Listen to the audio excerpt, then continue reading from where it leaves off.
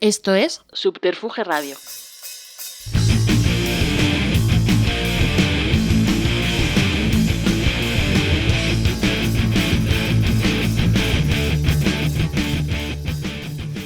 Bienvenidas y bienvenidos a una nueva entrega de Simpatía por la Industria Musical en emisión directa desde el estudio Alfonso Santisteban de la calle Almirante y bajo el palio digital de Subterfuge Radio. Seguimos profundizando en las entrañas del negocio y sus protagonistas, algunos de ellos personas referenciales para siempre que con su impulso personal han proporcionado el placer de poder disfrutar de artistas o eventos que solo necesitaban de ese valiente que apostara por ello. Nuestro invitado de hoy ha sido y es una de esas personas que además han ayudado a cimentar las bases del negocio de la música en directo en las últimas décadas, proporcionando a este criterio y honestidad más allá de la deslumbrante venta de tickets, y más de 10.000 producciones lo avalan. Un auténtico placer poder contar por fin con la visita y por lo cual con su testimonio de alguien del que alguien dijo que de no haber nacido no lo tendríamos que haber inventado. Un placer recibir hoy en Simpatía por la Industria Musical a Julio Martí. Bienvenido, Julio. Bien hallados, un placer estar aquí con vosotros. Un día aciago, y sabemos que justo, aunque esto se va a escuchar más adelante, ya todo el mundo estará hablando de ello, en la suspensión de Morrissey a última hora y disgustazo. Sí, aquí lamentando profundamente pues que estas situaciones con este señor sigan produciéndose, ¿no? Yo realmente... pues quiero decir, simplemente lo lamento, no por nosotros, lo lamento por todos sus seguidores, porque están súper defraudados, o sea, no me cabe la menor duda, por muy mal que se haya puesto, que lo digo porque es una constante en su vida. Sí, parece ser que, bueno, que ha estado también de altibajos en su gira ahora americana, y bueno, le deseo lo mejor a él y a sus seguidores sobre todo, ¿no? Porque tienen que aguantar la frustración de no poderlo ver, porque yo realmente, entre tú y yo, te he de decir que nunca las tuve todas conmigo, porque todos sabemos de su historial, y lo más lamentable del todo es que esta vez creíamos que íbamos a contar con él porque su banda estaba en Madrid, es decir, que lo único que faltaba por llegar era él. Bueno, lamentable. Me hablabas de que era su 325... Sí, 325 suspensiones, por Dios, o sea... No, para hacérselo mirar. Claro, bueno, y nosotros ahí ilusionados como tontos, porque claro, pensamos que con la credibilidad que tenemos, que creo que es importante, bueno, espero que vamos, que no sea el final de su carrera por este país, ¿no? Porque quiero decir, ya suspendió también Decode no hace muchos años, o sea, quiero decir que no podemos contar con que este señor pues se centre, ¿no? Porque bueno, hablábamos de esos casi 10.000 producciones, más arriba, número abajo. Vamos a echar para atrás. ¿Cuándo empieza, Julio, tu relación con la música en vivo? ¿Cuándo decides dedicarte a eso? Bueno, mi relación, vamos a decir cosas igual que no he contado, que pueden ser interesantes, porque la relación con la música en vivo nace casi en la edad escolar, y te diré que lo aproxima, ¿no? Cuando yo soy adolescente, mis hermanos mayores eran falleros, pero en las fallas se montaban una cosa que se llamaban los paradores, que se dejó de hacer en carpas, ¿no? Y traían artistas internacionales, ¿ok? Es decir, y que mi hermano los traía a comer a casa. Entonces, claro, si te digo los personajes vas a flipar en colores. Por favor. Es decir, la orquesta de Xavier Cugat con su esposa Abel Lane, que era, bueno, no era un pibón, era lo siguiente. Yo, un crío, decía, ¿de dónde ha salido esta cosa? Mireille Mathieu, que vino a comer a mi casa, la francesita encantadora, con su flequillito y tal, es otra de las artistas que vinieron por casa. Bueno, y un primer grupo de guitarrero que sonaba como futurístico, esto estamos hablando de 63, 64, que se llamaban los Sputniks, ¿ok? Total. Bueno, ahí empecé a tener ese contacto con la música en directo. Entonces, la siguiente fase es ya en los jesuitas, en el salón de actos del colegio, aparece un grupo amateur, pero local, con PEA propia y todo. Yo no me lo podía creer, mesa de mezclas, y hacían versiones tremendamente impactante, te lo he de decir, de Led Zeppelin. O sea, hacían Rock and Roll, Where's Laura Love, hacían Child in Time de Deep Purple, era espectacular. Se llamaban Paranoia Dea y eran compañeros. Hasta el punto de que me recuerdo muy bien que Javier Belda había ido ese verano a Woodstock, perdóname, no, a White. Y recuerdo que tenía una pequeña un Super 8 de estos que nos pasaba, en el que estaba en Abbey Road y coincidía con que salía de los estudios George Harrison y se acercaba a George Harrison y le daba la mano antes de entrar en el Mercedes. Brutal. Y acto seguido se convierten en los presidentes del Beatles Fans Club. O sea que el Beatles Fans Club era valenciano. Lo que sabes, que lo manejaban y tenían toda una serie de, o sea, toda esta memorabilia parafernalia que va acompañada a los que no se ve en ningún lado. O sea, ibas ahí a su casa y tenían cosas de Navidad. Bueno, era una maravilla de maravillas, ¿no? Yo he de decir que lo primero que fue Beatlemano, como muchos, ¿no? Pero nunca tuve esa dualidad. O sea, mi afición por la música nunca me permitió tener enfrentamiento dualidades. O sea, por ejemplo, esta historia que hablan de siempre de Beatles o Rolling. Cuidado, son Beatles o Stones, también para que sepáis, porque esto de los Rolling es una cosa española. Bien, yo siempre me han encantado los Beatles y me han encantado los Stones, o sea, no he tenido ese tipo de problema, ¿no? Y bueno, me hice, pues eso, un joven muy aficionado a la música, ¿no? ¿Qué sucede? Que no sé por qué, que podría haberme dado por otro lado, me aficioné tremendamente a lo que se llamó en su momento rock progresivo o rock sinfónico, ¿no? Y entonces King Crimson, Emerson, Lake and Palmer, Yes, Genesis, esto era mis estandartes, ¿no? Claro, esos son los que me llevaron al jazz. Claro. ¿Sabes? O sea, por ejemplo, los solistas de viento en los discos de King Crimson, Lizard, por ejemplo, en Mel Collins, todos estos, que no son grandes jazzistas, pero son buenos instrumentistas, pues empezó a interesarme ese tipo de esto es algo diferente, ¿no? Bien, entonces, bueno, tuve mi apogeo, recuerdo, o sea, me hice desde Valencia viajando a los shows en directo, ¿no? Es decir, recuerdo ver los dos shows, porque estuve los 2 días de Emerson, Lake and Palmer en el sitio este de Barcelona, era en el Palacio de Deportes. Recuerdo el King Crimson con el J.B. Muir, que fue de lo primero que hizo Guy. Recuerdo Franz Zappa que en era Badalona. momento incipiente de los conciertos, ¿no? Franz Zappa, que estuvo escandaloso con el sexteto Napoleón Murphy Brook, muy asístico George Duke. Recuerdo Jethro Tull y el concierto que más me impactó en esa época, el más desarrollado, que nunca había creído que me llevaba a otro nivel, fue la última gira de Genesis haciendo The Lamb Lies Down on Broadway en Badalona, que ya llevaban 3 pantallas de fondo, el amigo Peter Gabriel cambiándose de vestimenta, bueno, o sea, un auténtico prodigio de imaginación, ¿no? Bien, entonces ya en ese momento, a través de un amigo tenía una prima mayor que yo que iba a la universidad. Yo seguía siendo un chico de colegio. Y tenía un amigo valenciano que volvía del exilio de México, que le gustaba mucho la música y entra en mi habitación, yo siempre oyendo música. Y estaba escuchando en ese momento Emerson, Lake and Palmer, en concreto el tema de Barbarian, que tiene un pasaje a trío. A trío me refiero a piano, bajo, batería, y en concreto ahí Palmer está tocando brushes, o sea, escobillas, ¿no? Y muy jazzy todo, lo claro. confundo un poquito con jazzy, ¿no? Él. Y me dice, yo te voy a traer mañana un disco que creo que te va a gustar.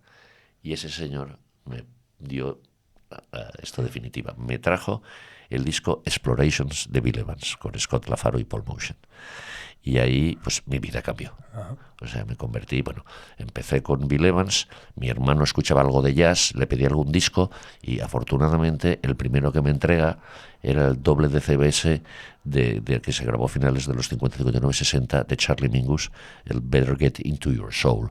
Bueno, quiero decir, eso ya fue el acabose.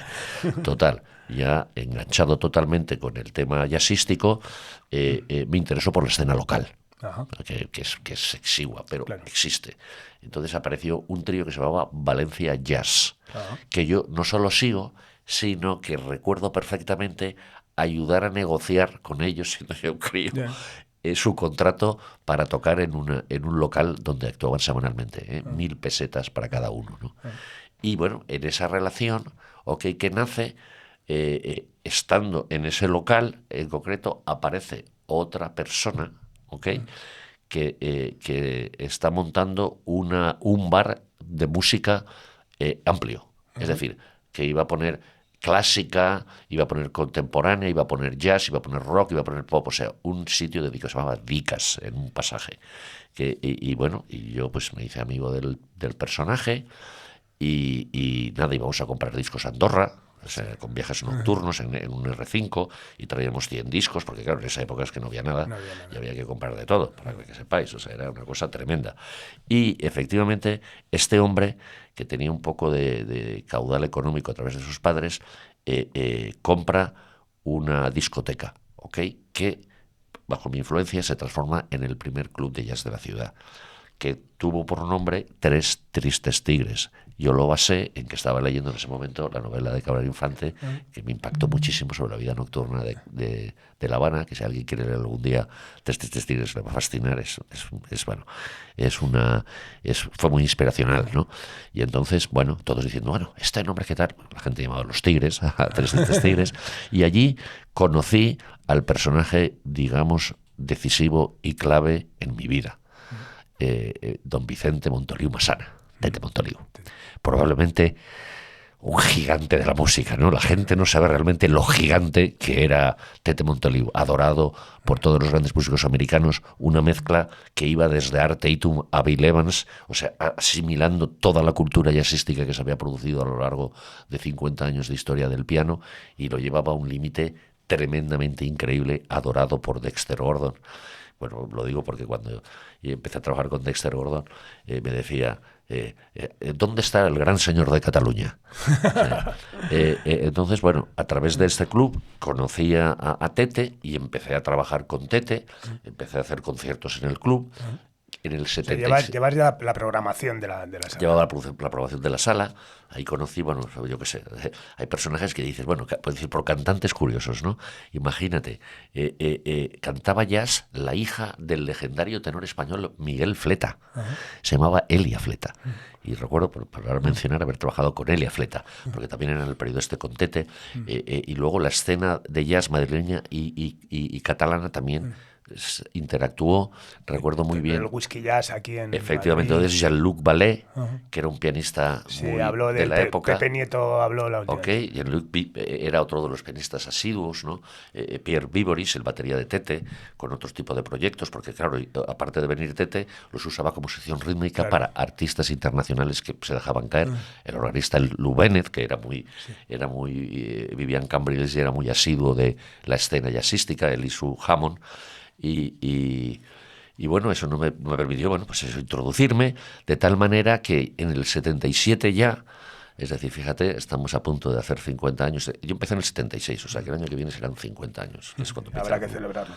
Pero en el 77 hicimos un festivalito de jazz en el Teatro Principal, con artistas variados. Recuerdo que la figura fue un guitarrista francés que se llamaba Christian Escudé. Recuerdo que su versión de When I Fall in Love, me acuerdo todavía qué tema me impactó tremendamente de aquella sesión. Me gustaría destacar una cosa, que claro, al final todo esto también estaba muy basado en la intuición, ¿no? Porque al final nadie te había enseñado, o sea, fuiste avanzando en un camino absolutamente desconocido, desde la perspectiva de la pasión, ¿no? Efectivamente. Por la música. Entonces, claro, todo esto no está dando dinero tampoco, ¿sabes? Todo esto, pues, bueno, y entonces los dueños del sitio Los Tigres, deciden cambiar de rumbo y transformarlo en discoteca, 100%, que se dice, totalmente. Y yo estoy muy dedicado a acabar mi carrera de médico. Entonces me convierto en médico, efectivamente, y me convierto en un médico que tiene la suerte que en su primer verano un amigo médico, médico su hermano, médico su padre, él era dermatólogo, pero su padre y su hermano eran médicos de pueblo. Me dieron las vacaciones, uno del mes de julio y el otro del mes de agosto. Y entonces sí, yo hice mis primeros salarios, ¿no? Como médico, ¿no? Y entonces yo terminé ese verano y tengo exactamente en el banco ahorrado 205.000 pesetas. y por circunstancias de la vida me llaman un holandés diciendo que le habían dicho que yo era un fan absoluto de Bill Evans y que si quería hacer un concierto de Bill Evans. Y dije directamente, bueno, ¿qué cuesta? Y me dijo, $3.000, que eran 201.000 pesetas. Y digo, perfecto, vamos a hacer Bill Evans. Fui a alquilar el teatro, a preparar toda la movida, bueno, o sea, sin conocimiento absoluto de nada, de nada, ¿no? Y entonces este hombre me llama a la semana y me dice, lo siento mucho, tenemos otra cosa, Bill Evans no puede ser. Yo, jodido, ahí que te cagas. Y me dice, pero podríamos hacer Stan Getz, una leyenda, y además todavía más famoso. Y digo, pues bueno, hagamos Stan Getz. Y me dice, vale, son $7.000. Y digo, coño, discúlpame, es decir, es que solo tengo 204, o sea, $3.000, o sea, qué lástima. Y yo digo, bueno, pues nada, pues otra vez será. Total, acaba esa conversación y no pasan ni 2 o 3 días más, me vuelve a llamar y me dice, oye, Stan Getz por $3.000. Lo que quiere decir que aprendí de salida que lo que valía 7 se podían pagar 3. Digo, pues una ayuda, porque siempre, ahora mismo alguien te pide 100 y no estás pensando que lo puedes comprar por menos porque realmente te están pidiendo, pues, vamos, o sea, para hacer que seas Paganini, porque cuando uno es novato, lo convierten rápidamente en Paganini en esta profesión. Total, que efectivamente decidí comprar Stan Getz y fue pues una aventura absoluta porque, bueno, no, esto todo es una... espero alguna vez poderlo contar por escrito porque es tremendo cómo vas descubriendo todo. Tú imagínate que, bueno, compro Stan Getz y a los días me llega por correo pues el famoso documento de contratación con una página accesoria que dice Technical Writer. ¿Ok? Yo hablaba mi inglés, claro, más o menos, pero claro, es técnico. Digo, ok, el jinete técnico, ¿no? Todavía estaba sorprendido de ese grupo del Valencia Jazz que tenía PEA, ¿no? Sí, pero vamos, pero todos lo hablábamos en castellano. Claro, claro. La palabra PEA yo no la he oído en mi vida. Sí. ¿Okay? Entonces, Technical Rider, o sea, traducción literal es el jinete técnico. Y digo, bueno, entonces, you have to supply PA and lights. ¿Qué demonios es PA? Professional. Claro, ni idea. Y además, voy a gente, colega, ¿qué tal? Y nadie te veía decir lo que era. Y yo no tenía el coraje de llamar y decir ¿qué es esto? Porque digo, me lo van a cancelar. Porque si se dan cuenta que no tengo ni idea. Bueno, pues aquí fuimos. Entonces alguien finalmente me dice que hay que poner sonido y tal. Y yo en esa época, fíjate, pese a haber visto shows con tal, pensaba, pues estupendo, yo tengo un equipo fantástico en mi casa, llevo los altavoces, como te lo estoy contando, llevo los altavoces allí de casa, de oír música, o sea que... Nada, sí. iba en bragas absolutas. Pero claro, alguien me dijo, hay que alquilar el audio. Claro, entonces todo se me puso cuesta arriba. Porque, claro, de pronto el audio eran 50.000 pesetas más, que yo no tenía. El alquiler del teatro, claro, ya todo iba a consistir en que aquello fuera bien, porque igual acababa palmando el dinero. Claro. ¿Sabes? Porque claro, esto ha costado 200.000, pero si resulta que al final cuesta 400.000 todo lo que estoy haciendo y no lo recaudo, ¿cómo demonios lo voy a pagar? Empecé a no estar asustado, pero bueno, hay que activarse, ¿no? Y el concierto pues realmente no se iba moviendo. Bueno, yo no sé cómo se movía tampoco, o sea... todo era nuevo. Todo era nuevo. Total, que yo iba a las taquillas del teatro principal y les decía... Por cierto, el teatro principal había entrado los gobiernos, había ganado el Partido Socialista, creo, y entonces había puesto a un personaje un escritor maravilloso, lo digo porque ha tenido un gran éxito en una serie de televisión hace unos años, y que se llama, perdona porque está vivo, Rodolphe Sirera. Rodolphe Sirera, claro, me vio tan joven y tal, que me dio un precio de alquiler inferior al que habíamos pagado alquilando el teatro en el festival ese que habíamos hecho un año antes, o sea que habíamos pagado 50.000 y recuerdo me cobró solo 35. Bueno, yo estaba excitadísimo de ver la buena comunicación y el buen, pero vamos, pese a todo, aquello no se movía. Y opté por ir al teatro y pedir entradas para vender yo. Entonces iba al par de librerías más, digamos, más hip de la ciudad, Viridiana en concreto era mi favorita. Y cuando estaba en la sección ahí, sobre todo novela negra, tal, alguien compraba una novela de Chandler, yo directamente iba a vender una entrada del bolo. Y efectivamente así vendí mis 231 entradas que fui vendiendo yo hasta que llego, que se me han acabado, voy al teatro a pedir más y me dicen, esto está ya agotado. Yo digo, me estoy pidiendo aquí tarde tras tarde de entrada y resulta, pues agotadas las localidades, todo maravilloso, va a ir bien, vamos a ganar hasta algo de dinero, estupendo, esto del jazz es una maravilla. Recibo a Stan Getz, que estuvo, fíjate, Stan Getz, qué personaje, Dios mío, yo ya flipaba en colores, ¿no? Y lo primero que hace, cuando me invita a la habitación, entro tal y veo allí, pues ahí el polvo blanco allí tirado y me dice, ¿you wanna pass? Y yo digo, ¿pass de qué? ¿Qué pass se me quiere dar este? Y me enseña allí el billete, tal, que claro que dije, yo digo, no, evidentemente la primera vez me abstuve totalmente porque digo, ¿esto qué demonios es? Bien, para situarte el contexto, ¿no? O sea, ya entrando en el mundo de estos personajes.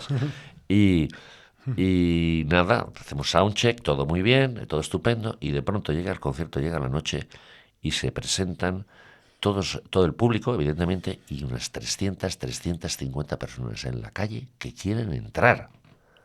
Que no quedan entradas y no se van y quieren entrar. ¿Y qué hacen? Las puertas del principal eran de cristal, puertas abajo, todos para adentro. ¿Okay? O sea, fue increíble el asunto. Total, que bueno, allí con el drama de toda la situación que estaba, yo, bueno, no sabía muy bien cómo reaccionar, entonces, pues, bueno, decido salir al escenario y me contemplo una situación espectacular. O sea, imagínate un teatro que ya has vendido todo y al que le han entrado, que caben 1.100 personas, y han entrado unas 300 más. Es decir, no había pasillos, no había nada, eran todo cabezas. Todo cabezas. Y se me ocurre la frase estúpida de: el que no tenga la entrada pagada ya puede pensar en marcharse. Se descojonó el teatro entero. ¿Qué hacemos? Y Rodolfo le dijo, hacemos el show. Total, bueno, ya puestos con unos y otros, hicimos el show, que encima me hizo descanso con todo aquel lío. El tipo me hizo descanso y recuerdo que en el descanso había venido el holandés, estaba flipando en colores, y me dice, oye, tengo disponible Bill Evans, esto era última semana de noviembre, tengo disponible Bill Evans el 11 de diciembre, como 12 o 13 días después. Y yo digo, estupendo, lo anuncio en el descanso. Lo digo porque anuncio en el descanso que el día 11 iba a venir Bill Evans sin siquiera consultar con el teatro la disponibilidad del teatro para el día 11 de diciembre. Afortunadamente estaba disponible el teatro 11 de diciembre. Entonces, la situación es la siguiente.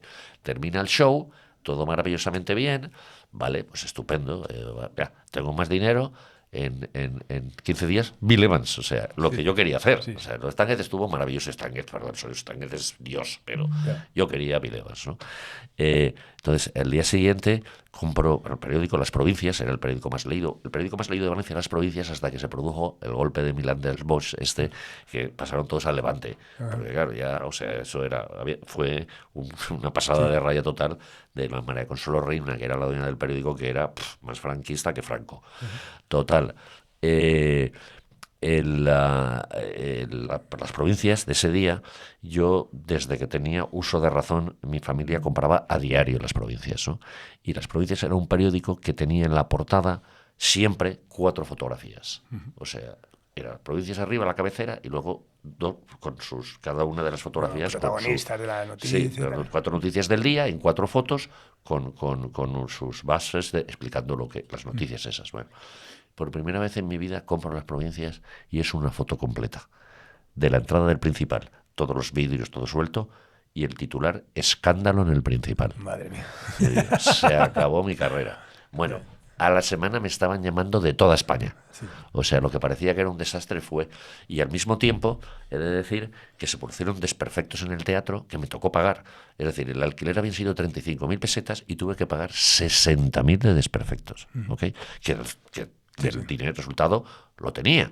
Entonces, decidí una cosa que me funcionó muy bien. O sea, estaba comprando al mismo precio, porque claro, eran $3.000, Bill Evans, pero como se había montado ese lío tan grande, decidí, la entrada que había puesto para ir a ver a Stan Getz fueron 400 pesetas. Subí a 600 el precio de las entradas de Bill Evans. ¿Y qué sucedió? No agoté, pero estuve muy próximo, de tal manera que ya no hubo lío. El concierto de Bill Evans fue el concierto más memorable que yo recuerdo, porque es la primera vez que tuve una sensación, a veces dicen, no sería como decir, siempre me he referido a esto, aunque suene un poquito sexual, como una especie de orgasmo cerebral. O sea, me entró un cosquillo por la nuca, una satisfacción, algo que he experimentado contadas ocasiones, porque no ha sido la única vez, pero la primera vez. Estaba allí en un éxtasis absoluto y pasé un día con él espectacular. Tengo alguna anécdota brutal, porque son anécdotas de vida. Por ejemplo, termina el show y lo primero que me dice Bill Evans es: dale las gracias al afinador, ha hecho un trabajo excelente, ¿vale? Y yo digo, bueno, será normal. Llevo 50 años en esta carrera, he trabajado con todos los grandes, Jarrett, Corea, you name it, ¿ok? Nunca nadie me dijo la frase esa de nuevo. Dar las gracias al afinador. Por contarte un detalle. Sí, ¿Sabes? Que dices, bueno, sí, un sí, caballero, Bill Evans es un personaje sí, de leyenda. Cenamos juntos y le estuve hablando de Liria, le estuve hablando de la unión y tal. Bueno, estaba entusiasmado con el tema. Y cuando termina el show, yo lo había grabado en un Revox A77. Yo tenía mi Revox A77 y se lo digo. Le digo, ¡buah! Ha sido maravilloso. He grabado el concierto en mi Revox A77. Y me dice, ¿dónde lo podemos escuchar? Y nos fuimos a mi casa. Joder, y estuvimos oyendo el concierto entero de nuevo hasta las 3 de la mañana. Qué bueno. Con los músicos y tal. Bueno, esa fue mi introducción auténtica y a partir de ahí ya no me paró ni Dios. No, y está muy bien además porque me encanta, ya sabes que también yo aquí, aparte digamos que recorrer la carrera profesional de los invitados, también me encanta que tengan un aspecto didáctico. Y me gusta mucho, como estás contando al final, cómo aprendiste las cosas, ¿no? Pues de repente, cuando te pidieron 100.000, bueno, o 10.000, sabías que lo podías al final hacer por 3.000. De repente, si pones la entrada a 400, dices, bueno, pues la pongo a 600 y me evito, ¿no? Aprendizaje rápido, intuición. Y nada, y ya te metes ahí, ya te metes a probar. Ya me meto. Entonces, ¿qué sucede? Durante unos pocos años compagino, porque claro, te digo, acabé la carrera y tuve esos 2 salarios, pero hice oposiciones. Yo no quería ser MIR, porque probablemente me iba a llevar fuera de Valencia y en ese momento no quería salir de la ciudad porque estaba haciendo jazz y estaba muy a gusto. Entonces decidí hacer oposiciones. Y oposité a inspector de la Seguridad Social. Bueno, yo he de decir, era un empolloncete y saqué las oposiciones sin ningún tipo de problema, ¿no? Y me tocó Valencia porque quedé de los primeros. Entonces, claro, ya pasé a tener un salario importante. Y entonces, ¿qué sucedía? Bueno, ocasionalmente podía hacer conciertos de jazz. Entonces, bueno, a Stan Getz y Bill Evans siguieron Dizzy Gillespie, McCoy Tyner, Lionel Hampton, Dexter Gordon. Ahí empezaron. Dexter Gordon es el primer gran hombre de mi vida, ¿no? O sea, conocer a Dexter Gordon, ese hombre tan grande, ¿sabes? Con esa vitalidad, siempre ciego como una cebolla, pero feliz. Porque, ¿sabes? Hay los que se emborrachan y no hay quien los aguante. Este era todo lo contrario. Recuerdo la primera entrevista que le hacemos en rueda de prensa, siempre está el que quiere, ¿sabes? El que quiere algo más y se le ocurre decirle, Dexter, has estado en la cárcel. ¿Por qué? Dexter estuvo en la cárcel por temas de narcóticos, evidentemente. Y el hombre se queda así pensativo y le contesta al personaje, le dice, I've been in jail because I love life. Y ahí dije, este es el mío. Qué bueno.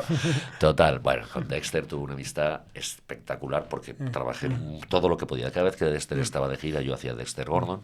Y llegó a ese pinacle de hacer de sí mismo en la película Round Minute, en la que lo nominan a los Oscars, okay, como todos muy bien sabéis. Y bueno, y él me introdujo a todos, o sea, a sus amigos, a Bobby, a Herbie.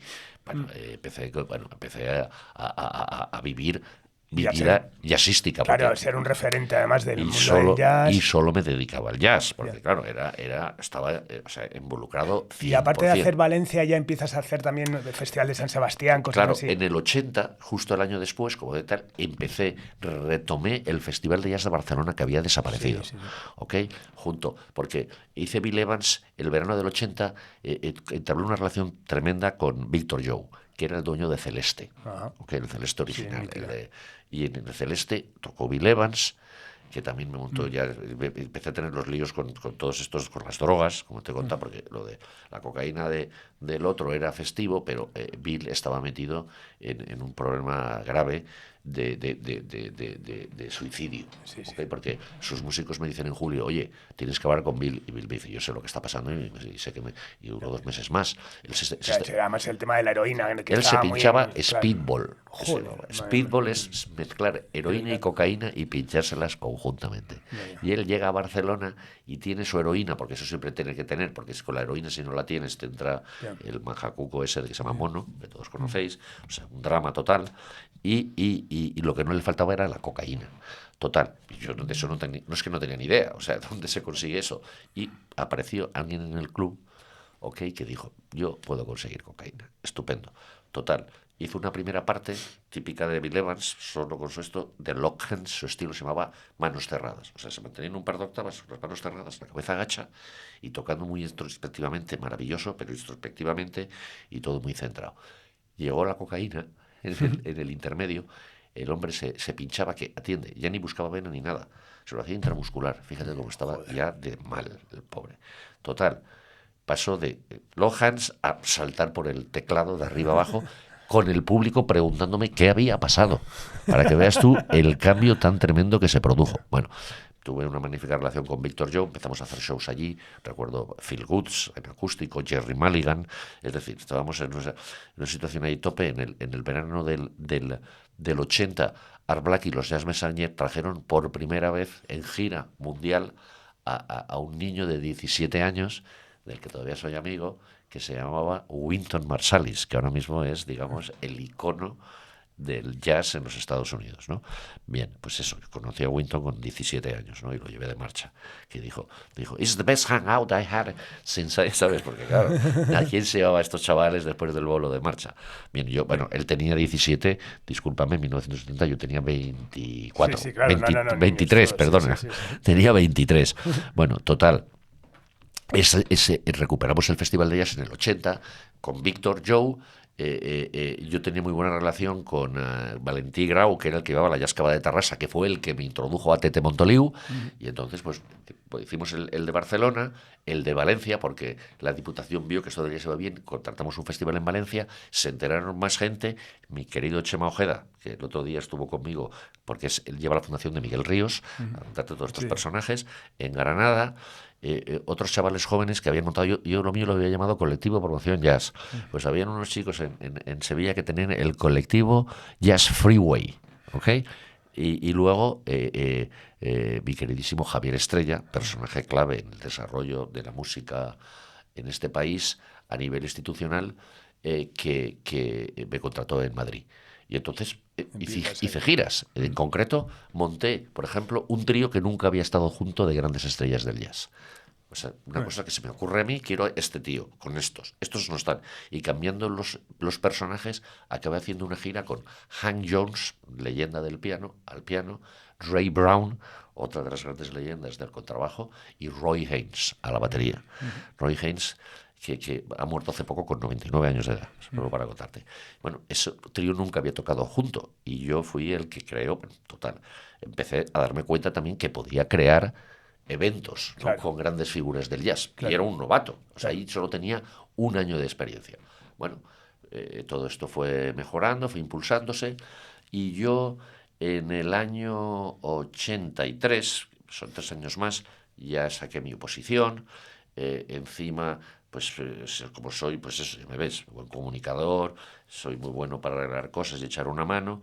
Me envían al hospital, o sea, en vez de, era inspector de zona, que estoy en Isabeta, y me envían de inspector al Hospital Provincial de Valencia, que el Hospital Provincial de Valencia era de la Diputación, el Insalud era estatal, todavía no se había concedido, bueno, no estamos en el país de las autonomías, estamos antes.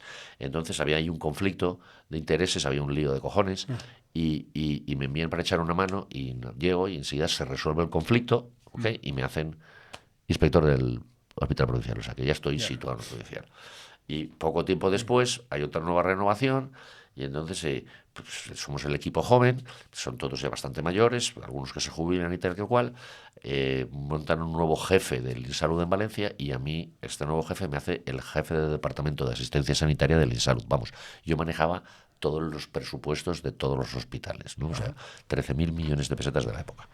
Total, claro, eso me vino grande, porque no quiero contar el lío, las corruptelas que se me aproximaban alrededor, que yo como jovencito no podía aceptar, que eran totalmente, o sea, flipantes, ¿no? Eso va por otra historia y lo contaré en otro momento, ¿no? Total. Estoy ejerciendo ese puesto que exige muchísimo y al mismo tiempo ya estoy muy involucrado con la música, y sucede también que en un viaje que hago a Canarias con Chet Baker, con sus 1000 problemas, me tengo que ir con él porque ya sabemos otro hombre con problemas con las drogas, llego a Canarias y bueno, el promotor local tiene una comida con una chica que habla inglés para usar de traductora, que la acompañe. Bueno, pues acompaño a este personaje y efectivamente ahí conozco pues a la mujer de mi vida, mi compañera de 1983, o sea, estamos haciendo 43 años juntos. Yo estaba casado, me conste, o sea, para que sepáis que no era todo sencillo. Pero bueno, me volví loco. De hecho, recuerdo muy bien que me quedé con ella y no vi ni el concierto, ni vi a Chet, ni luego lo acompañé. O sea, no sé ni qué hicieron con Chet Baker, pero yo solo sé que ahí cambió mi vida, ¿no? Y entonces, de regreso, pedí la excedencia. Dije, bueno, vamos a ver si quiero hacer una nueva vida, voy a ver si soy capaz de lidiar solo con la música de jazz, ¿no? Pero en ese transcurso de cosas se ha producido el otro evento, que es que mi amigo Javier Estrella, que tenía una sala magnífica donde hacía jazz, hacía teatro, era un vasco, o sea, de Bilbao, que tenía su negocio allí y su novia de la época era la secretaria de don Enrique Tierno Galván. Bien, y entonces era un tipo activo culturalmente y sucede, y esto lo tendría que contar él, pero bueno, igual lo escucha y lo recuerda. Lo llama Javier Solana, recién nombrado ministro de Cultura, porque se le ha presentado Paco Ibáñez con un proyecto para ir de tiendas de campo, para hacer una gira española, un show, ¿no? Y le preguntan a él, lo llaman, lo citan y le preguntan qué piensa al respecto. Y dice que eso es una majarada, que bueno, total. Lo echa todo atrás y se va a casa, y recuerdo que me llama por la noche y digo, tío, me ha llamado el ministro, llego allí y en vez de estar allí y tal, digo que todo es un desastre y digo, yo mismo me he cavado mi propia fosa. Bueno, o sea, no he aprovechado la oportunidad. A la semana lo llama Solana y lo contrata. Y crea la legendaria Oficina de Coordinación Artística, la OCA. ¿Ok?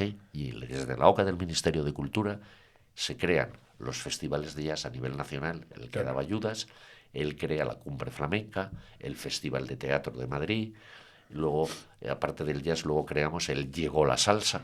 Claro. ¿Ok? Claro, sí, es decir, que el tema está en que, bueno, entonces, en ese interludio, que es clave, yo paso ya 27 años a la línea máxima del jazz, ¿no? Es decir, Oscar Peterson, ¿okay? Keith Jarrett, ¿sabes? O sea, y de pronto me llega la oportunidad de hacer al genio máximo, ¿ok?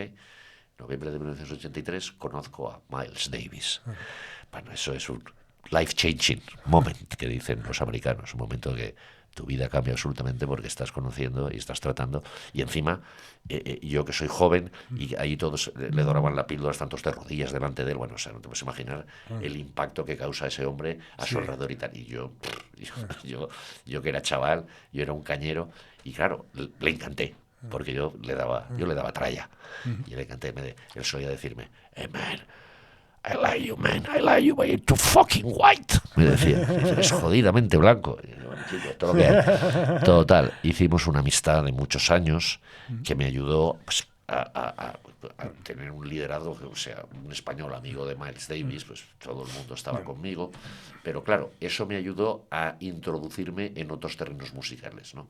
La salsa fue el primero, también con Javier. Es decir, en 1982 traje por primera vez a ella en solitario, a Celia Cruz, que además era invitada en la orquesta de Machito, que acababa de ganar un Grammy. ¿Okay? Entonces hice la gira de Celia con Machito. que fue una maravilla. Entonces, bueno, me introduje en el mundo de la salsa. Bueno, y que viene con el apoyo institucional, ¿no? Además, para poder llevar a cabo... Sí, pero ahí también lo hice privado. O sea, con Celia Cruz perdí mi primer millón de pesetas que no tenía. Vale. Para situarme. Y luché duro para poderle pagar, porque yo mismo decía, esta mujer me va a dar ganar dinero tarde o temprano. Y efectivamente, pues eso, bueno, se fue evolucionando todo y empecé a hacer blues, empecé a trabajar con B.B. King, con el que trabajé 30 Joder, todos años. los grandes, sí, sí. Trabajé 30 años con B.B. King. Yo era médico y lo atendía, lo digo porque recuerdo, por ejemplo, otra anécdota. Muchos años ya llevo ya con B.B., su manager ha muerto, sin ver un personajazo, y tiene un manager nuevo, ¿no? Y el concierto, y empieza una gira, y el primer show es en Benidorm. Y estoy en el lobby y con este nuevo manager y le cuento de mi relación para que sepa, llevo con B.B. toda la vida. Y el hombre de pronto me dice, pero B.B. está mayor y, ¿sabes? Ya no se acuerda de muchas cosas, ¿sabes? Porque si lo ves cambiado, yo de pronto me había pasado con algún otro músico, o sea, que con el que había trabajado muchos años, McCoy Tyner, por ejemplo, y de pronto me ve y no sabe realmente quién soy. Un poquito de Alzheimer, estas cosas, ¿no? Y te quedas muy flipado. Y yo digo, Dios mío, no me jodas que el B.B. ya está así, ¿no? Total. Y que si no te reconoce, no te preocupes y tal. Yo estaba flipando en colores.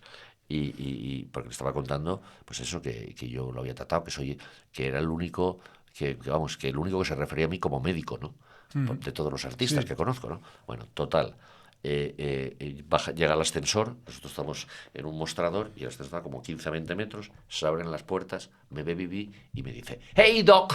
Y yo digo, este tonto del culo me estaba diciendo que B.B. no estaba en condiciones y estaba espectacular, ¿no? Para situarte, o sea, hey, Doc, fue lo que dijo directamente. O sea, trabajé con él 35 años, como te digo. Total, me introduje en ese terreno y me he ido introduciendo en otros, porque como muy bien sabes, yo también era un hombre del rock y había en algunos terrenos que no tocaba nadie.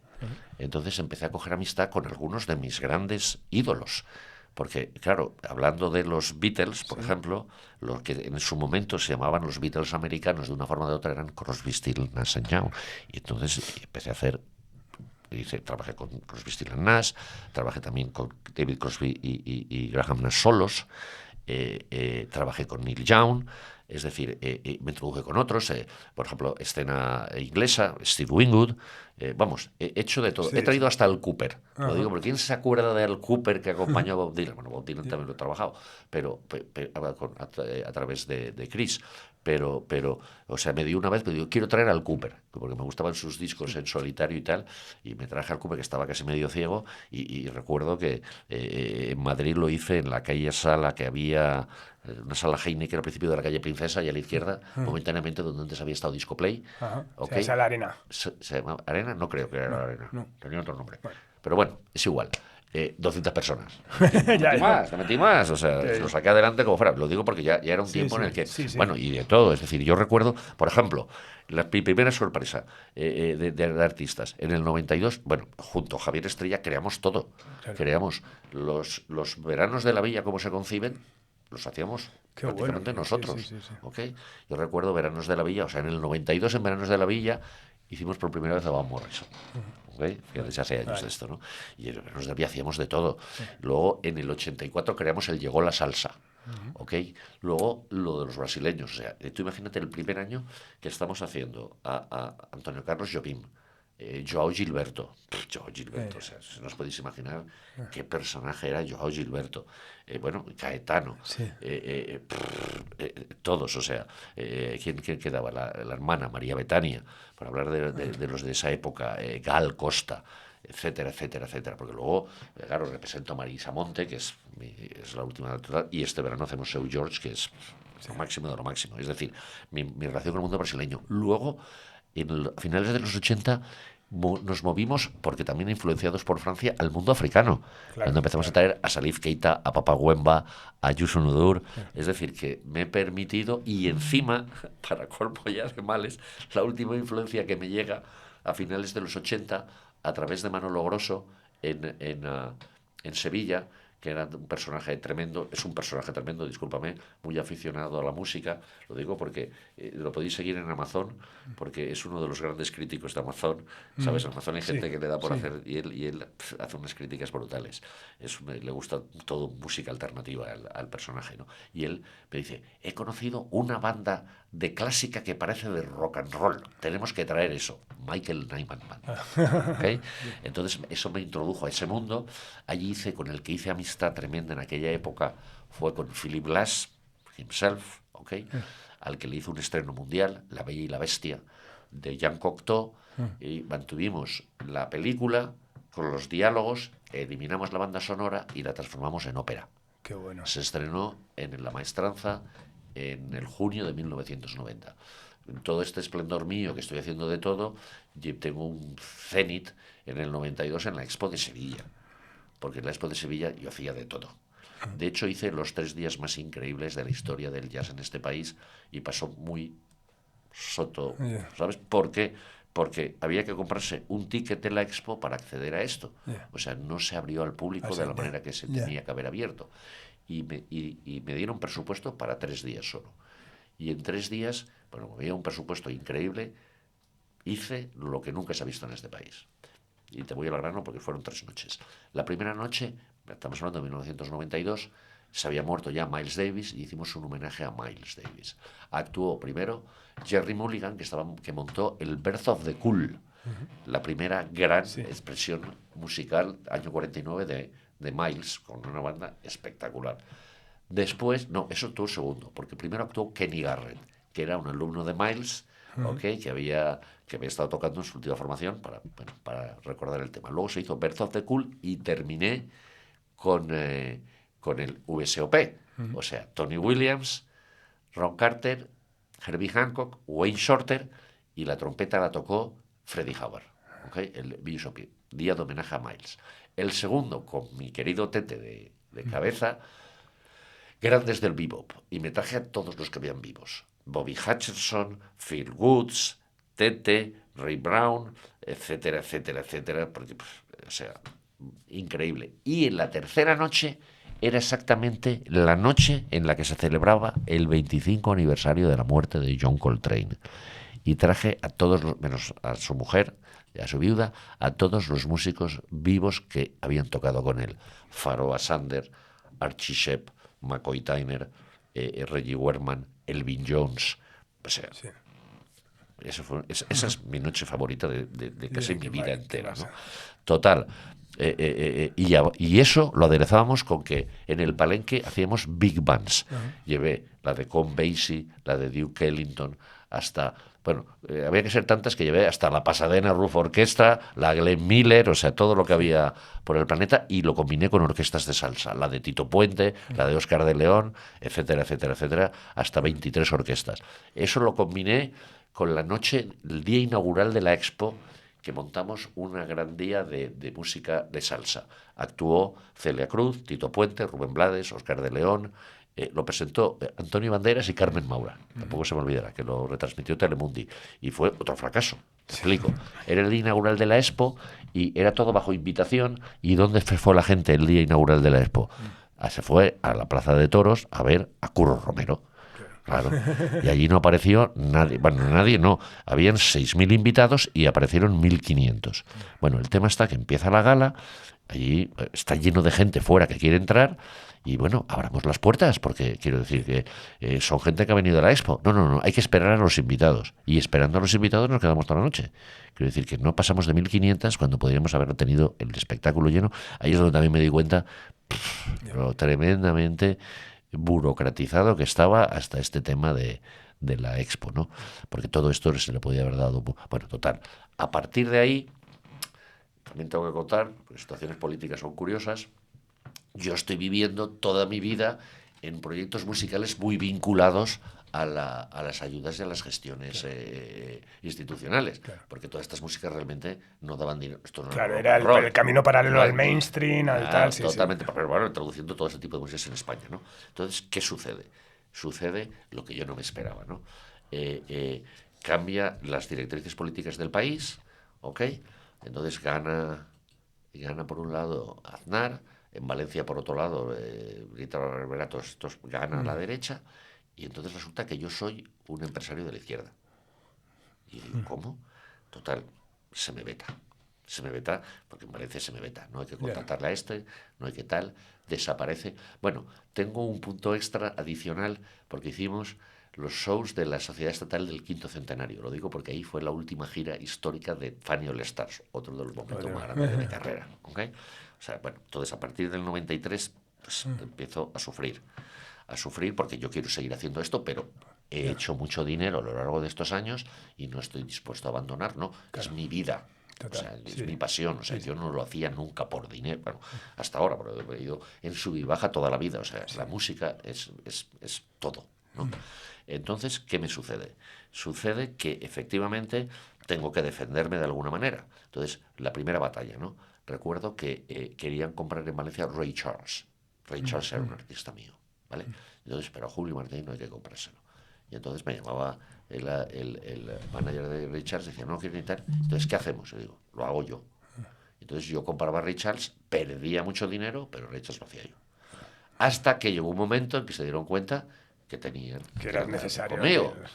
Claro. Que digo, menos mal, porque ya, o sea, cuando estaba ya en las últimas, pues bueno, se dieron cuenta de que yo era un profesional y que peleaba por mí.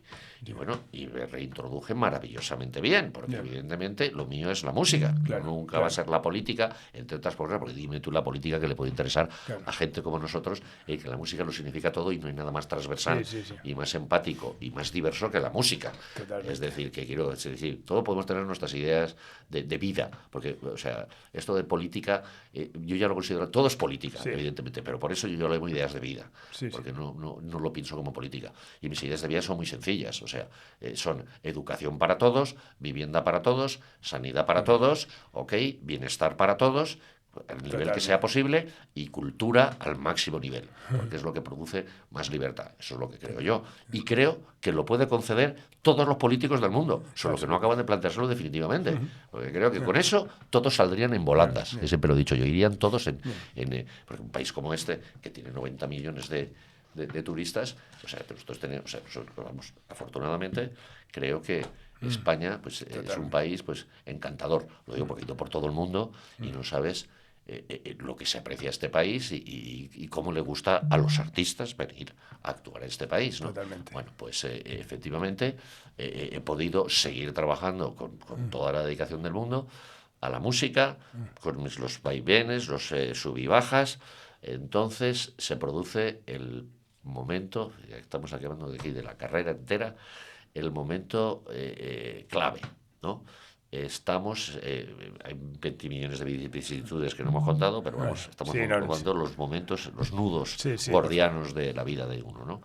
Entonces, una de las claves de mi actividad siempre ha sido el verano. Soy julio y el mes de julio era mi mes, y la ciudad de Madrid con sus veranos de la villa era mi máxima expresión, porque ahí yo daba una visión más amplia de lo que representaba. No solo hacía jazz, hacía todo tipo de músicas, ¿no? Brasil, como te he dicho, blues, africanos, o sea, you name it, contemporáneos. Entonces surge la situación en la que ya nos han aislado, de tal manera que hemos pasado del Conde Duque a la Puerta del Ángel, un poco más desangelado que lo otro porque era más amplio, pero ahí estábamos súper bien, y de pronto nos envían al Circo Price en verano. Por Dios, el Circo Price, que es un sitio maravilloso, pero no para el verano. Hacemos conciertos de julio. Entonces, de 2.500 de capacidad, perdemos 1.000. De tal manera que yo, que hago en el Circo Price, pues Diana Kroll, recuerdo muy bien, Jill Scott, hice uno de esos años allí, y tenía una relación maravillosa con Pere Piñol, que en paz descanse, que estuvo dirigiendo el Price hasta que se lo llevó la vida, hasta que perdió la vida por su cáncer jodido de mierda que les parece. No dejó de trabajar nunca. Catalán, afincado aquí, Pere Piñol, y estuvo al frente del Circo Price. Del Price hasta su último día, ¿no? Entonces, se va Pere Piñol, por un lado, que era, digamos, el hombre por el que yo estaba ahí dándolo todo. Entonces ya no está Pere Piñol. Las condiciones se empeoran, porque claro, no se podía vivir, y encima, y sucede el milagro. un amigo, Michel Messina, me dice que están buscando hacer algo nuevo en la Complutense y me presenta a Ramón Martín. ¿Okay? Y voy a ver a Ramón y para echar una vueltecita por la Complu a ver qué demonios se puede hacer, ¿no? Y en esa visita recuerdo que al final de la... Fuimos a varios sitios, al Museo del Traje, a Cantarranas, claro, yo qué demonios hago en esos espacios, ¿no? Y entonces le pregunto dónde se hacía el Complujazz. Yo había vendido shows en el Complujazz, pero nunca había podido asistir porque en el mes de julio tengo tanta faena, y me dice, eso es en el Jardín Botánico, pero bueno, esto no está claro tal. Y entramos en el Jardín Botánico y ahí es donde dije, Ramón, ahí nace Las Noches del Botánico. Ahí nace Matt Garden. Matt Garden, sí, okay. Que la previa. Que son 2 años previos durísimos, ¿no? Pero bueno, que es el y recuerdo perfectamente bien algo que tengo que ahora hacerle recordar al colombiano este que va a actuar, porque no ha actuado desde entonces. Recuerdo que el día inaugural de lo que primero se llamó Matt Garden, qué producción teníamos ahí, todo más bueno, bien, porque de aquello a lo que tenemos ahora, Dios mío. Actuó Fonseca, que va a actuar este año, y teníamos 750 personas, ¿no? Y yo como animo a este personaje, y jamás se me olvidará. Me acerqué a él y le dije, quiero que sepas que vas a ser el primer artista en actuar en un festival que va a ser histórico. O sea, pasarán los años y podrás decir, yo fui el primero que actuó en el Jardín Botánico, en el concepto de futuro del Jardín Botánico.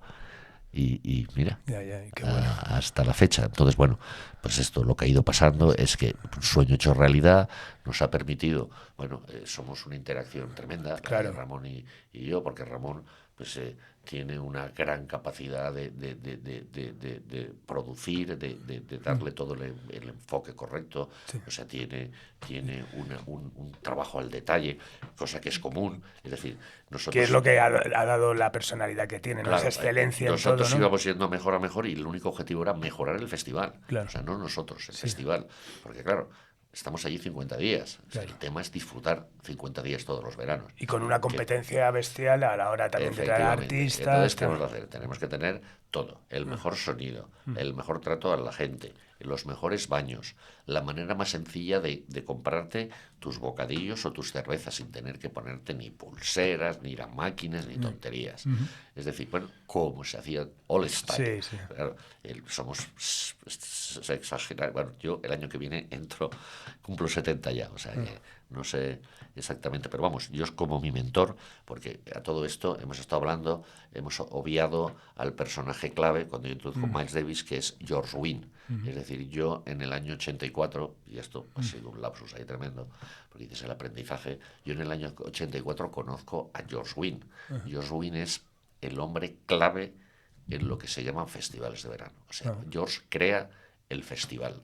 El festival que crea George se llama Newport Jazz Festival 1955, que se convierte en doble festival a partir del año 60. Newport Jazz Festival, Newport Fall Festival. O sea, mi querido amigo George es el que vive el famoso verano del 65 en el que Bob Dylan se hace eléctrico. ¿Okay? Me decía George, ya mayor, dice, el mayor error que he cometido en mi vida es haber tirado de mi casa a Albert Grossman. Albert era el manager de Bob Dylan. Dice, tenía el vicio de que no paraba de fumar marihuana. Y nosotros que no fumamos estábamos hasta los huevos de oler la marihuana y lo tiramos de casa. ¡Qué error! Dice, hubiéramos sido socios de por vida.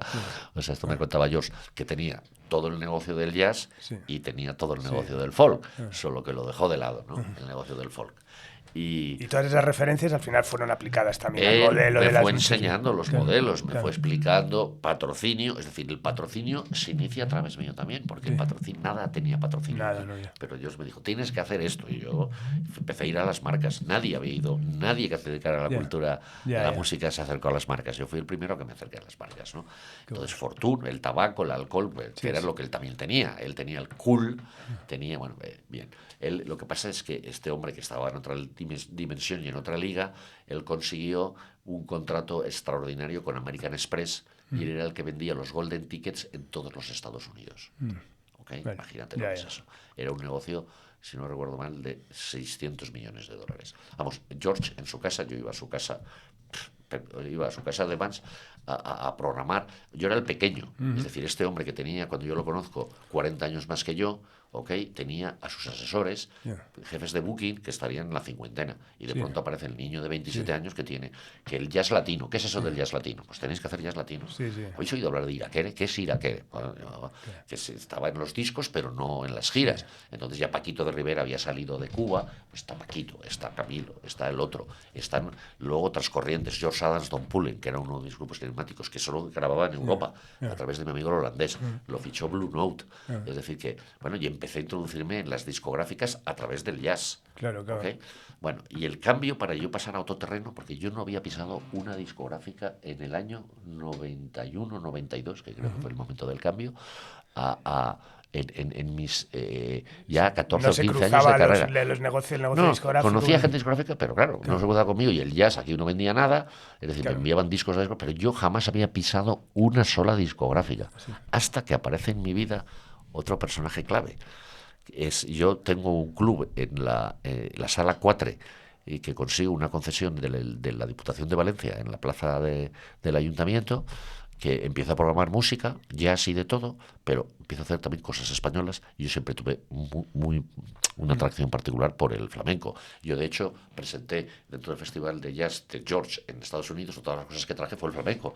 O sea, hicimos un concierto en 1985, Noche Española, abrió Pegasus, luego actuó Tete Montoliu y cerró Paco de Lucía. O sea, Ya. ¿ok? Fue otra noche mágica, ¿no? Total, en el club estoy buscando cosas y hago una semana entera el dúo, porque no han tocado mucho más en dúo en su vida, toda una semana, Kiko Veneno, Raimundo Amador. Y establezco ahí una relación con Kiko de tal manera que me pide ser su manager, cosa que no había hecho nunca con nada. Y efectivamente me hice su manager y entré en BMG, en RCA, a negociar su nuevo Por primera vez entras nuevo en una figura contrato. Y entonces, bueno, ya ahí empecé a conocer la industria. Que es échate un cantecito. No. Yo hice Está muy bien eso del cariño. Ese fue mi primer trabajo con él. Él había tenido la fama con el cantecito. Estaban negociando.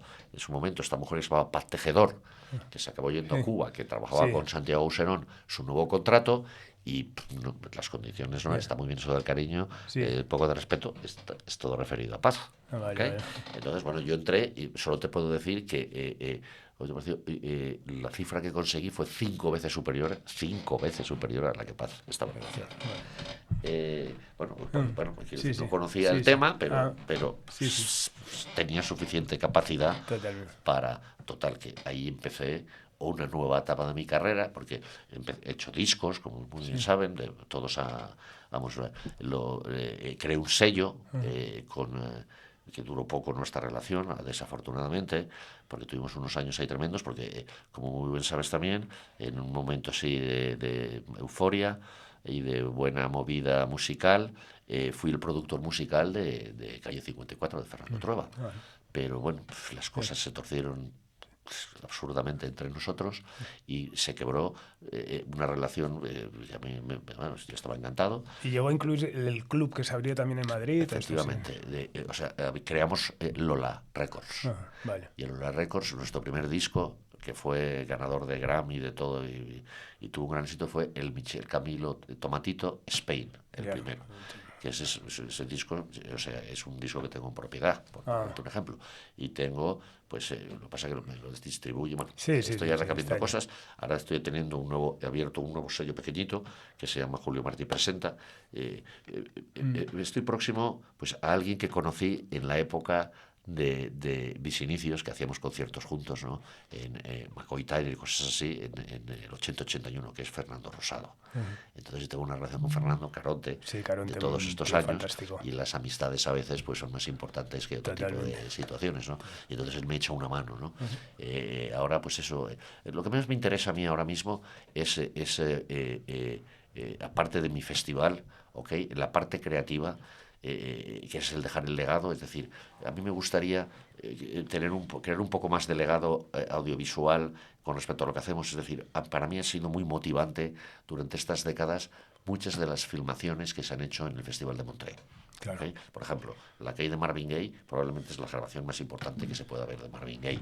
O sea, eso no tiene precio, no tiene nombre. Para mí Marvin Gaye es el músico afroamericano, aparte del jazz, que más me importa. Sí, es una pena, es verdad, que poco legado que se Sí. ha quedado de lo que se ha hecho Bueno, aquí, pues ¿no? bueno, estamos trabajando en todo este tipo de cosas. Entonces, ¿qué pasa actualmente? ¿Qué es lo que yo creo que está sucediendo en esta ciudad dentro de lo que a mí me interesa, ¿no?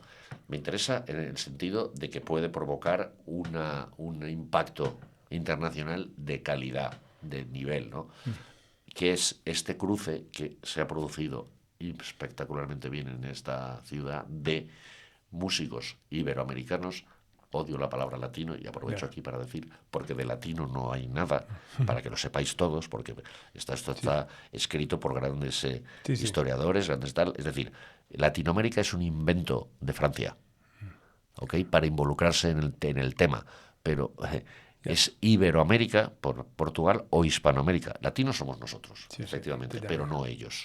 ¿Ok? Les estamos llamando latinoamericanos cuando son iberoamericanos o hispanoamericanos. Les guste o no les guste, pero yo creo que habría que ser un poquito precisos, ¿no? Y creo que hay gente ahí denostando siempre.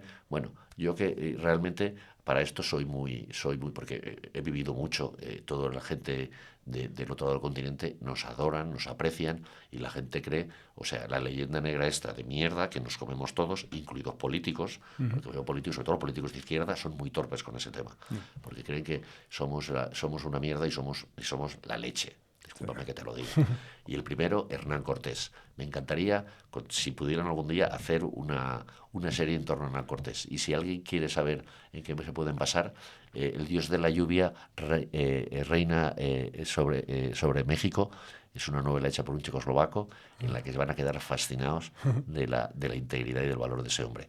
Y luego quiero recomendar, y así aprovecho también para hablar contra la leyenda negra, este libro tan espectacular que escribió Marcelo Guglio, que es un argentino de origen italiano, para que nadie se equivoque, que se llama Madre Patria, que les va a abrir, vamos, los sentidos, las orejas, para entender que no somos la peste que dicen estos occidentales que somos, ¿no? El Gutenberg se inventó la imprenta y utilizó al traidor, porque yo lo llamo traidor, Geta, y está todo documentado, Bartolomé de las Casas, que le dio por hablar mal de los suyos, ¿okay? De una manera absolutamente impresentable. Bueno, bien, pues ya ¿Qué te queda por hacer? Yo ya creo entonces, que la pregunta... lo que te estaba comentando. ¿Qué se está produciendo aquí? Aquí están estos músicos iberoamericanos que se han afincado, base fundamental los cubanos, ¿ok? Pero cuidado, todas las nacionalidades, como sabéis, del otro lado del Atlántico, tenemos argentinos, bueno, tenemos 1.080.000 iberoamericanos en la Comunidad de Madrid, o sea, para empezar, ¿vale? Y músicos de muchísimo nivel.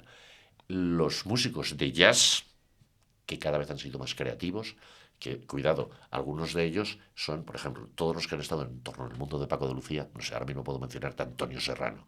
Antonio Serrano toca la armónica al nivel de Toots Thielemans. La gente no sabrá que Toots Thielemans es tan importante. Toots Thielemans era el dios de la armónica. Quincy Jones no hacía nada si Toots no añadía una armónica, ¿no? Bien, los músicos de jazz y los flamencos. Porque da la casualidad que es inconcebible de que... o sea, la música de flamenco es tan sofisticada que entrar en sus ritmos, en los palos, parece que está limitado a ellos. Estos cubanos, estos iberoamericanos, lo pillan a la primera. O sea, no puede haber mejor conexión. Esa creatividad conjunta, esto va a elevar la música de nivel y de raíz, mi opinión, a otro estado. De hecho, llegué el día 1 de Japón. He estado celebrando el primer festival de flamenco jazz de la historia en Osaka, Tokio, y alrededores. Nada de la feria. La feria eso es para los feriantes. En la ciudad de Tokio y tuvimos un concierto en el templo zen más antiguo de Japón, en Kamakura, ¿ok? Televisado para toda la área metropolitana de Tokio, que para que tengáis una idea es exactamente de 37 millones de personas. Es decir, Tokio tiene 37 millones de personas en su área metropolitana. España prácticamente. Para que tengáis una idea de cómo es aquello de gigante. Y bueno, y ahí me llevé pues 7 músicos que conocen muy bien el lenguaje del flamenco, que se pueden manifestar bien en el lenguaje del jazz y tienen el aditamento de la música de ida y vuelta a través del Atlántico. Entonces, pues el contrabajista fue cubano, me llevé a Negrón, Piraña, que la gente vaya sabiendo, porque quiero decir, aquí no nos ponemos a la altura de nuestros maestros. Piraña, que estuvo, bueno, yo a Piraña lo conozco desde los 15, 16 años, ¿no? A los 17 ya nos lo llevamos a hacer calle 54 a Nueva York, con Chano, a los 17. Luego, pues, es percusionista de elección de todos, pero Paco de Lucía lo tomó con él una década entera, 2004-2014, que se quebró por el fallecimiento del astro, ¿no? Y eso ha permitido que se convierta en el referente absoluto de un instrumento cajón que te introdujo Paco de Lucía, trayéndolo de Perú, a través de nuestro queridísimo Rubén Dantas, pero que Piraña lo ha llevado al culmen y a la excelencia, a un nivel en el que solo con ese instrumentito es capaz de dar una dinámica a la música. Dinámica es el elemento más determinante de la música en directo, para que la gente entienda un poquito, que siempre van todos de ahí. Entonces, yo tengo mis problemas ahí con algunos grupos que son emblemáticos y que me permiten argumentar. O sea, porque sobre gustos no hay nada escrito. Entonces, ¿a quién pongo yo ahí en tela de juicio? Y voy a decir uno que es uno de los grandes, y me van a decir, este tío, porque hemos dicho, ¿cómo te atreves? Bruce Springsteen. Bruce Springsteen no tiene dinámica. Bruce Springsteen empiezan a tocar y eso es un chorrido de voz, eso es como el sound wall aquel del Phil Spector. Es decir, ahí no hay matices, no los ha habido en la vida. ¿Ok? Que no pasa nada, que hay gente que está dispuesta a estar 3 horas y media allí, ¡guau!, abrasado.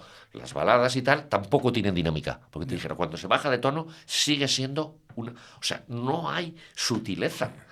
A mí me gusta que haya dinámica. Dinámica que es que te puedes estar abajo, te lo puedes llevar arriba, siempre con toda la definición de todos los mundos. Interacción. Unos escuchen a otros. Creatividad. Totalmente. Creatividad. Entonces, claro, no pasa nada. Quiero decir, los Beatles tenían dinámica. ¿Ok? Los Beatles, hasta cuando acaban, si veis el que ha salido documental, el Get Back, el maldito concierto ese de la terraza, o sea, en la terraza, ¿ok? Los Beatles sacan 2 o 3 de los temas del Let It Be en directo. Son las tomas de la terraza. Fíjate tú. O sea, estás en el estudio mucho tiempo y en la terraza tienes la suficiente inspiración para tener la toma definitiva. ¿Okay? Totalmente. Okay. Otro de los maestros es Quincy, bueno, etcétera, etcétera, etcétera. Estamos hablando, bueno, de planos musicales simplemente como sugerencia. O sea, como sugerencia. Yo a lo que aspiro es a la mejora de la capacidad y del conocimiento, porque a mí me ha dado todo. A mí me lo ha dado todo. Yo, de hecho, he de decirte, estamos hablando de todo esto, pero te voy a sorprender. Yo lo que más escucho en mi casa es música clásica. Quiero decir, a mí, o sea, ¿yo qué escucho? Yo escucho sobre todo siglo XX, ¿no? Siglo XXI, bueno, o sea, estoy atento a todas estas nuevas corrientes. Me gustan muchísimo algunos músicos de música de cine. Mi favorito es Danny Elfman, por comentar, ¿no? El que hace la música de las películas de Tim Burton. En concreto, su película animada, Pesadilla antes de Navidad, es una obra maestra absoluta. Una obra maestra donde Danny Elfman es Jack Skellington. O sea, él mismo es el que canta, no solo compone, sino que canta. Tuvo un grupo de rock, o sea, para contar, ¿no? Bueno. Personaje extraordinario. Entonces, me interesa toda la visión de la música contemporánea y mis compositores favoritos, pues los rusos, sobre todo, o sea, Shostakovich y Prokofiev, me vuelven loco. Y me vuelven loco, pues, los impresionistas franceses, Ravel y Debussy, y me gusta la ópera. O sea, quiero decir que no soy un hombre solo de música popular. No, lo que eres un hombre de música. De hecho, bueno, pues tenía preparada la entrevista también, quería entrar también en el tema de Intríngulis a nivel producción, pero me encanta porque todo lo que has contado es música y todo lo que es pasión por la música creo que describe muchísimo tu carrera profesional y lo cual es, bueno, pues de entrada para aplaudir totalmente. Bueno, eso es lo que he pretendido siempre, es decir, que entonces, claro, el negocio va al margen, pero el negocio es clave porque, claro, uno quiere seguir divulgando, ¿no? Yo ahora mismo, dices, ¿qué quiero hacer? Estoy loco por intentar tener tiempo y escribir sobre... Ahora mismo el streaming está permitiendo que todo el mundo tenga acceso a toda la música. Sí. Entonces, ¿qué eliges? Y además, ¿qué eliges cuando el reggaetón es lo dominante? El algoritmo te marca. ¿Okay? Entonces, ¿qué sucede? Se puede intentar dar algunas pautas que ayuden a los demás a entender. Entonces, he visto muchas publicaciones de las 1000 cosas que tienes que escuchar antes de morir, no sé qué tal, y todo realmente, el que más me ha gustado es uno americano, pero no lo veo tampoco totalmente honesto. Es el que más me ha gustado de todos. Ahora no me acuerdo quién lo ha escrito, fíjate, porque lo tengo como referencia. Es decir, me ha ayudado a descubrir artistas ese libro, ¿no? Porque la mayoría solo hablan de rock and roll y este habla de todo, todo. Es muy abierto. De hecho, como españoles, solo incluye, para contarte, Camarón de la Isla, Manuel de Falla, Tete Montoliu y el maestro Andrés Segovia. Pero cuidado, no va mal. Yo incluiría unos cuantos más. ¿Okay? Pero no muchos más, porque, hablamos de universal, de que sea, ¿sabes? De que sea. Entonces, me gustaría ser capaz de escribir una obra, después de todo lo que he escuchado en mi vida, con una coherencia personal, porque claro, yo no voy a poder poner allí el rap que escucha mi hijo, porque quiero decir, yo no escucho a Kendrick Lamar. Entonces, ¿por qué voy a decir que tienes que escuchar a Kendrick Lamar? ¿Sabes? Aunque seguro que, sé que está muy bien Kendrick Lamar. Claro, no, hombre, totalmente. Sé que está muy bien Kendrick Lamar. O sea, me encantan los roots, por hablar. O sea, ¿dónde llego yo tal de hip hop? Llego a los roots, que me parecen tal. ¿Cuáles son mis grandes de la música afroamericana contemporánea? Pues bueno, yo fui el primero que trajo a Erykah Badu, los míos son Erykah Badu. Voy a traer por primera vez aquí este país Maxwell, que por cierto es el show que peor me va. Festival, para que sepáis. O sea, que os animo, si llegáis todavía y se publica antes, a que no os perdáis Maxwell, porque Maxwell es lo máximo. Es lo máximo. Y no estoy entendiendo cómo la gente, pues eso, necesito comunicar para mejorar la vida musical de los demás. Es lo único que pienso. Pues eso es muy generoso por tu parte. Pues nada, Julio, muchísimas gracias. La verdad es que ha sido un auténtico placer. Hemos tardado, pero bueno, seguro que eso ha servido para que todavía acumules más sabiduría y que la transmitas. Así que nada, de verdad, un auténtico placer. Te deseo todo lo mejor. El año que viene celebras esos 50 años. El año que viene hacemos 10 años de 10º aniversario de Noches del Botánico, 50 aniversario mío en la profesión, 70 años de edad. O sea, me sale todo ahí cuadrado y hay que celebrar porque celebré el 60, que nunca hago estas celebraciones. Cuando hice los 60 hice una celebración y he tenido la mejor década de mi vida. Hay que celebrar los 70 hay también. Que seguir celebrando porque realmente creo que he tenido muchísima suerte y que con un poco de más puedo seguir haciendo lo que más me gusta, que es música en directo para audiencias concentradas. Porque otra cosa que no hemos hablado, soy un enemigo acérrimo de los estadios. O sea, nada, los que tenemos suerte somos nosotros de coincidir contigo en este mundo y casi apelo también a con lo que empezaba, menos mal, Julio, que naciste, si no hubiese que haberte inventado. Así que nada, muchísimas gracias, Julio. Un auténtico placer. Despedimos esta nueva entrega de Simpatía por la Industria Musical en Subterfuge Radio desde el estudio Alfonso Santisteban de la calle Almirante, con Paula a los mandos técnicos, y nos vamos con Monstruo Narcisista de Pamela Rodríguez. Adiós. Despierto a mitad de la noche y no lo puedo evitar.